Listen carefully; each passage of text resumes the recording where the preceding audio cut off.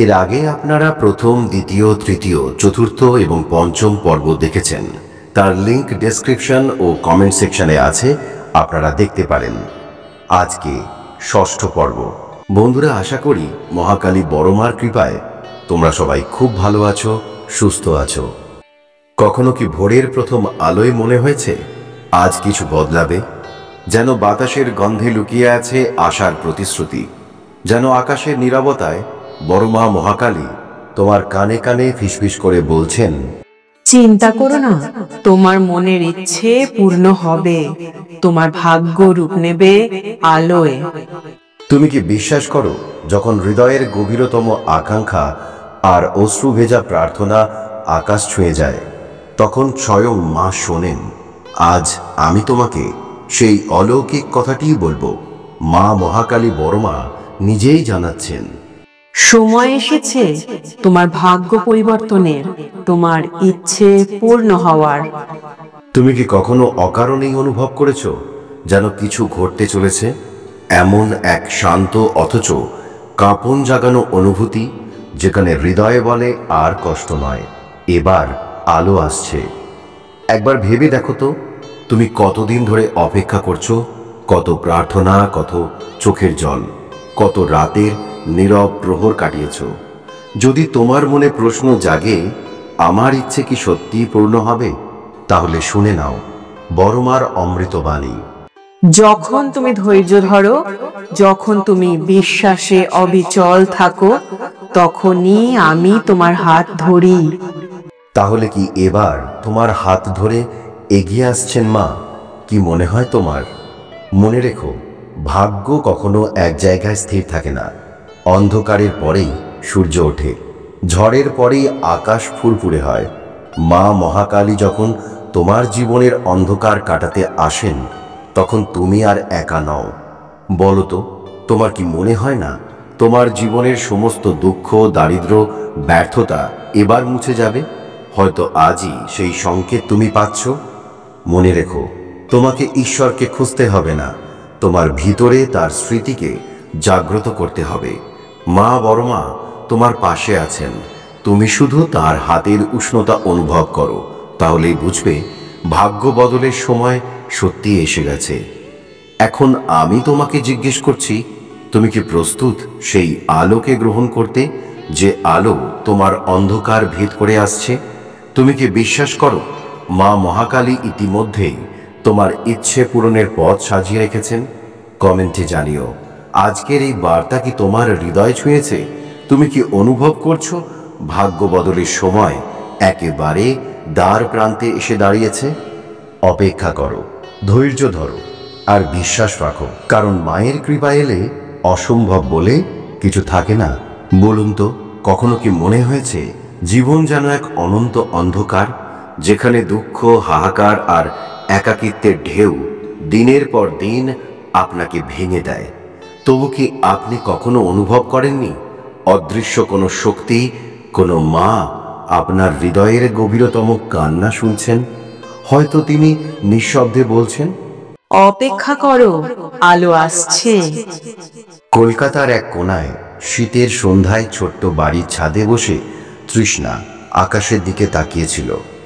তার শুকনো চোখে জমে থাকা জল ঠান্ডা বাতাসে আরো জমাট বেঁধে যাচ্ছিল। 5 বছর ধরে সে লড়াই করে এসছে।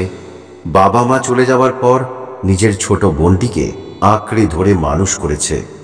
একটা মিষ্টির দোকানে কাজ করে সংসার টেনেছিল সে, কিন্তু ভাগ্য যেন তার সঙ্গে বারবার প্রতারণা করেছে। কয়েক মাস আগে দোকানটি বন্ধ হয়ে গেল, আর তার জীবনের আলো আরো ক্ষীণ হয়ে এলো।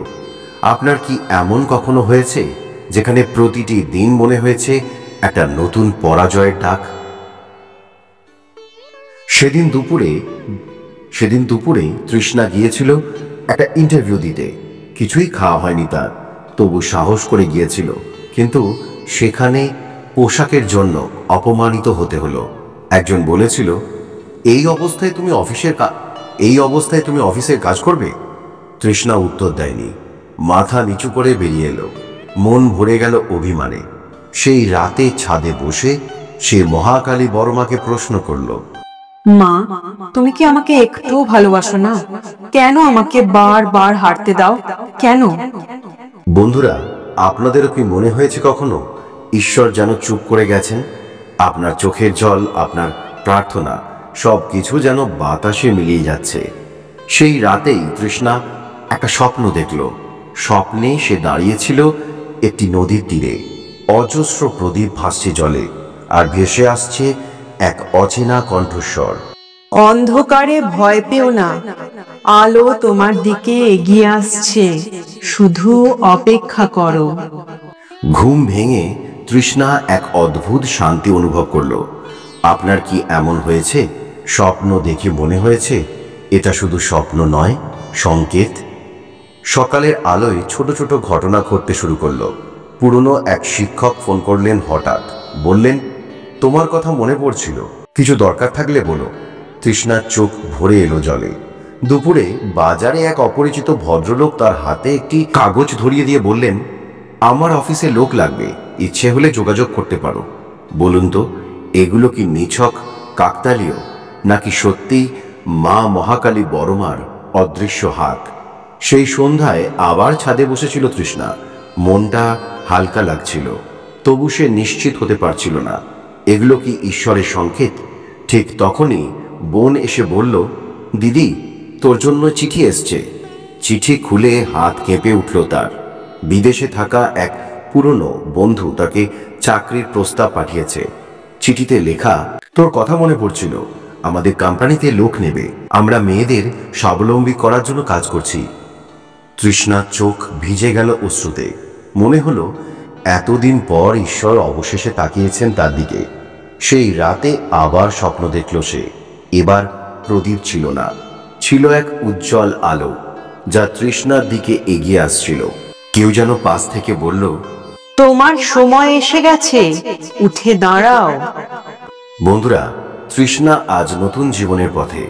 সে বুঝেছে প্রতিটি কষ্টের আড়ালে একটি উদ্দেশ্য থাকে, আর যখন সময় আসে মহাকালী বড়মা আমাদের জীবনে সংকেত পাঠান। আপনার কি মনে হয় না আমাদের সেই সংকেত চিনতে শেখা উচিত?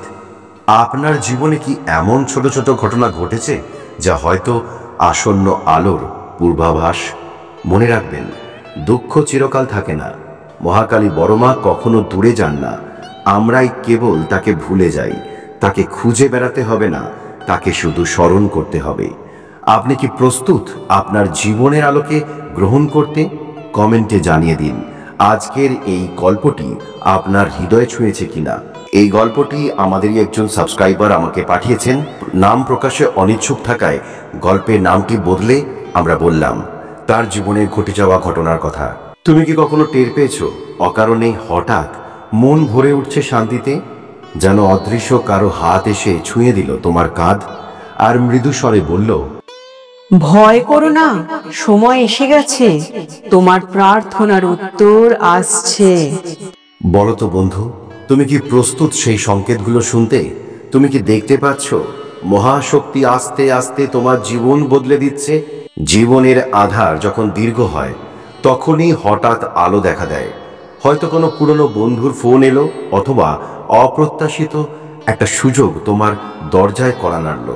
তুমি কি ভেবেছো এগুলো নিছক কাকতালীয়? না বন্ধু, এগুলোই হলো সেই অদৃশ্য সংকেত যা বলে দেয় তোমার ইচ্ছে পূর্ণ হতে শুরু করেছে।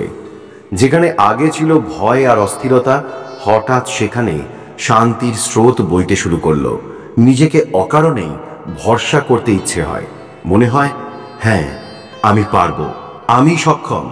তুমি কি কখনো এমন অনুভব করেছো যেন কোনো অদৃশ্য শক্তি তোমার মনকে সাহস দিচ্ছে? এটাই তো সেই আশ্বাস যে পরিবর্তনের মুহূর্ত আর দূরে নেই।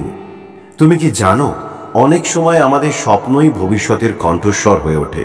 তুমি হয়তো ঘুমের মধ্যে দেখছো যা চেয়েছিলে তাই ইতিমধ্যেই তোমার জীবনে ঘটছে। এমন স্বপ্নকে হেলাফেলা করো না, এগুলোই ঈশ্বরের সবচেয়ে নীরব অথচ সবচেয়ে গভীর বার্তা। হয়তো এক অচেনা মানুষ তোমার পাশে এসে দাঁড়ালো, অথবা বহুদিনের পরিচিত কেউ হঠাৎই তোমার কাজে হাত বাড়িয়ে দিল। তুমি কি ভাবছো এটা নিছক মানবিক দয়া? না, এর মধ্যেই লুকিয়ে আছে প্রকৃতির অলৌকিক ইঙ্গিত।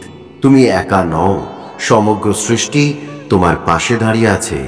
যে কাজ একসময় শতবার চেষ্টাতেও হচ্ছিল না, হঠাৎ যেন সহজেই সম্পন্ন হয়ে গেল। তুমি কি খেয়াল করেছো রাস্তার কাঁটা যেন নিজে থেকেই সরে যাচ্ছে? এটা নিছক সৌভাগ্য নয়, এটাই ঈশ্বরের কোমল হাত, যা তোমার চলার পথে আলোক রেখা আঁকছে। তুমি কি কখনো অকারণেই আনন্দে ভরে উঠেছ, যেন মন বলছে কিছু ভালো ঘটতে চলেছে? এই অনুভূতি মিথ্যে নয়, এটাই ষষ্ঠ ইন্দ্রিয়ের কানাকানি, যা জানিয়ে দিচ্ছে তোমার ইচ্ছে পূর্ণ হতে চলেছে। শুধু সময়ের পর্দা উঠলেই তুমি দেখবে সেই আলো। বন্ধুরা, যদি এই লক্ষণগুলো তুমি অনুভব করো, তবে জেনে রেখো ঈশ্বর, প্রকৃতি আর তোমার নিজের পরিশ্রম মিলেই তোমার জীবনে নতুন অধ্যায় লিখছেন। তাহলে বলো তো, তুমি কি প্রস্তুত সেই আশীর্বাদ গ্রহণ করতে? তুমি কি ধৈর্য ধরে অপেক্ষা করতে পারবে যখন অদৃশ্য করুণার হাত তোমার জীবনে সোনালী সকাল আঁকবে? মনে রেখো, তোমাকে কখনোই ঈশ্বরকে খুঁজে বেড়াতে হবে না, তোমার হৃদয়ের স্মরণই যথেষ্ট।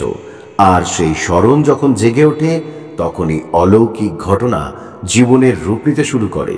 প্রিয় বন্ধু, আজকের বার্তা তোমার হৃদয়ে ছুঁলে কমেন্ট করে জানিও, কারণ তোমার অনুভূতিই হলো এই যাত্রার আসল প্রেরণা। মহাকালী বড়মার কৃপায় সবাই খুব ভালো থাকবেন, সুস্থ থাকবেন। নমস্কার।